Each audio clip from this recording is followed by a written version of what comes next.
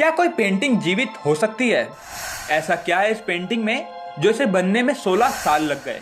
और क्यों लोग आज भी इस पेंटिंग को देखकर सम्मोहित हो जाते हैं? आज की इस वीडियो में हम इसी पेंटिंग के बारे में जानेंगे कि क्या है इस पेंटिंग का रहस्य जो दुनिया वालों के होश उड़ा देती है, और इस पेंटिंग में ये लेडी कौन है। तो चलिए शुरू से शुरू करते हैं। वर्ल्ड के सबसे प्रसिद्ध और महान कलाकार लियोनार्डो दा विंची, जो अपनी बेमिसाल काबिलियत के लिए जाने जाते हैं, उन्होंने एक पेंटिंग बनाई जिसका नाम था मोनालिसा।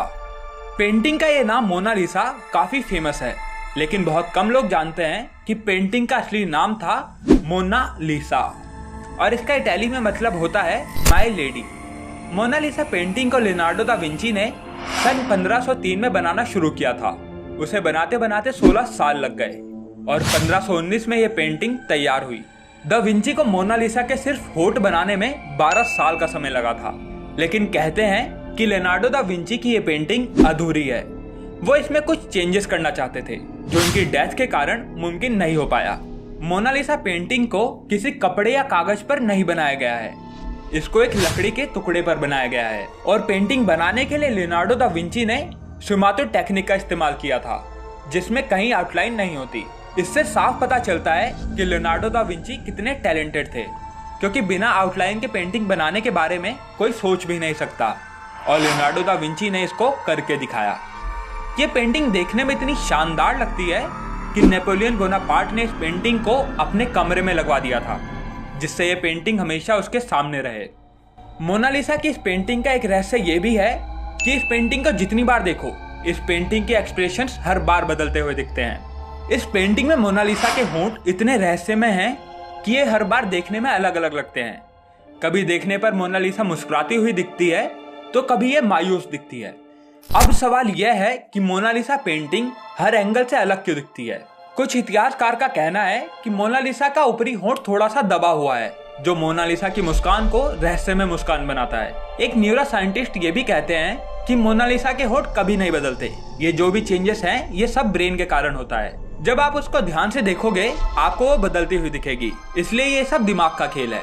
लेकिन सच्चाई तो यह है कि मोनालिसा की आंखें थोड़ी खुशनुमा हैं और होंठ थोड़े मायूस, जिससे जब भी कोई इस पेंटिंग को बार बार देखता है तो उसे अलग अलग एक्सप्रेशंस दिखते हैं। इतिहासकार आज भी इस फोटो की मुस्कान पर रिसर्च कर रहे हैं। मोनालिसा की ये पेंटिंग वर्ल्ड की सबसे महंगी पेंटिंग है, जो कि 1662 में $100 मिलियन की थी, और 2019 में इस पेंटिंग की कीमत $850 मिलियन है, यानी 6000 करोड़ रुपए से भी ज्यादा। लेकिन फ्रेंच के लॉ के अकॉर्डिंग इस पेंटिंग को कोई खरीद और बेच नहीं सकता। अब आज तक का सबसे बड़ा सवाल यह है कि लियोनार्डो दा विंची की इस पेंटिंग में ये लेडी कौन है।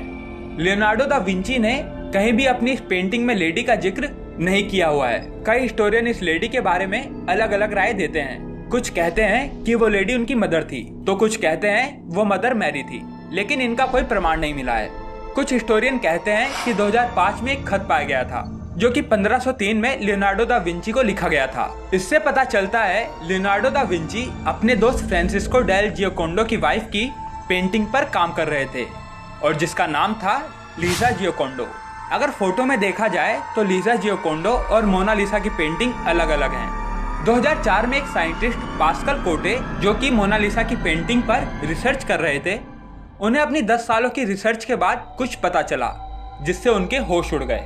उन्होंने रिसर्च के दौरान पाया कि उस पेंटिंग में 3 लेयर्स हैं, और मोनालिसा की पेंटिंग के पीछे किसी और की पेंटिंग छिपी हुई है, और जिस लेडी की पेंटिंग पीछे छिपी हुई है उसकी शक्ल लीजा जियोकोंडो से मिलती है। साइंटिस्ट पास्कल का कहना है कि लियोनार्डो दा विंची ने पहले लीजा जियोकोंडो की पेंटिंग बनाई होगी, लेकिन फिर किसी कारण से उन्होंने इसको बदलकर एक इमेजिनरी लेडी बना दी होगी, जिसको किसी ने आज तक नहीं देखा होगा। यह सिर्फ दा विंची की एक इमेजिनेशन थी और कुछ नहीं। लियोनार्डो दा विंची की हर पेंटिंग में एक हिडन मैसेज भी होता है, जिसे समझ पाना हर किसी के बस की बात नहीं होती। दा विंची की इस पेंटिंग में एक हिडन मैसेज भी है। जब कुछ साइंटिस्ट ने उस छुपे हुए मैसेज को जानने की कोशिश करी, तो पता चला कि उस पेंटिंग में मोनालिसा के उल्टे हाथ की तरफ कुछ लिखा हुआ है, जो था ला रिस्पोस्ता सी त्रोवा, जो कि इटाली भाषा में था। इसका मतलब होता है द आंसर इज हियर। लेकिन फिर भी इस रहस्य का अभी तक पता नहीं चल पाया है। एक वेबसाइट पैरानॉर्मल क्रूबिल ये दावा करती है कि इस पेंटिंग को अगर लेफ्ट साइड से जोड़े तो वहाँ एक एलियन दिखता है। ये सुनने में अनबिलीवेबल लगता है, लेकिन हैरानी इस बात से है कि दा विंची ने उसी जगह पर लिखा था द आंसर इज हियर।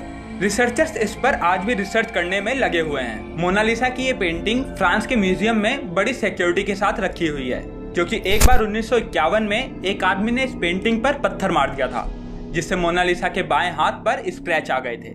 तभी फ्रांस गवर्नमेंट ने इसकी प्रोटेक्शन के लिए एक स्पेशल रूम बनवाया, जिसका टेम्परेचर ऐसा रखा जाता है कि वो पेंटिंग खराब ना हो पाए, और उस पूरे रूम को तैयार करने में 50 करोड़ तक का खर्चा आया था।